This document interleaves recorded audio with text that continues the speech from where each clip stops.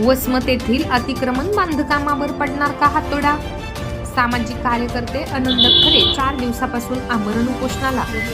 वसमत नगर परिषदेच्या कार्यपद्धतीविरोधात आमरण उपोषणाला आनंद खरे.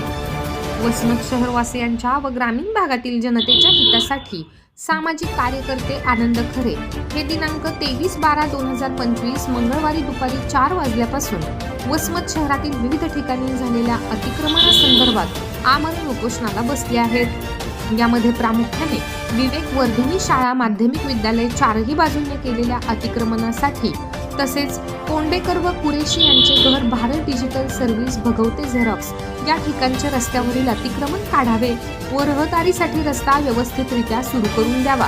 त्यामध्ये अंदाजपत्रकानुसार दोन्ही बाजूने नाली बांधकाम करून सीसी रोडचे काम सुरू करावे. तसेच विवेकवर्धिनी शाळा, कोंडेकर व कुरेशी यांच्या अतिक्रमणातील जागा जाहिरातीद्वारे भाडेतत्वावरती देण्यात यावी या मागणीसाठी मागील 4 दिवसापासून आनंद खरे उपविभागीय अधिकारी कार्यालय वसमत या ठिकाणी आमरण उपोषण करीत आहेत. आणि या उपोषणाची दखल मागील 3 दिवसापासून कुठल्याही शासकीय अधिकाऱ्याने न घेतल्यामुळे त्यांनी काल माध्यमांशी संतप्त प्रतिक्रिया व्यक्त केली.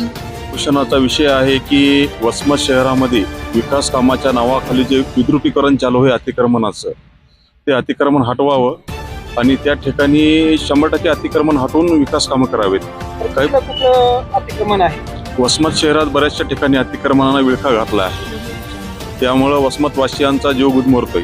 रस्त्याच्या विकास कामाच्या नावाखाली अनेक ठिकाणी अपघाताचे प्रमाण वाढले आहेत, कामे खोळंबली आहेत आणि रस्ता अरुंद झाल्यामुळं रहदारीला अडचण निर्माण होत नाही.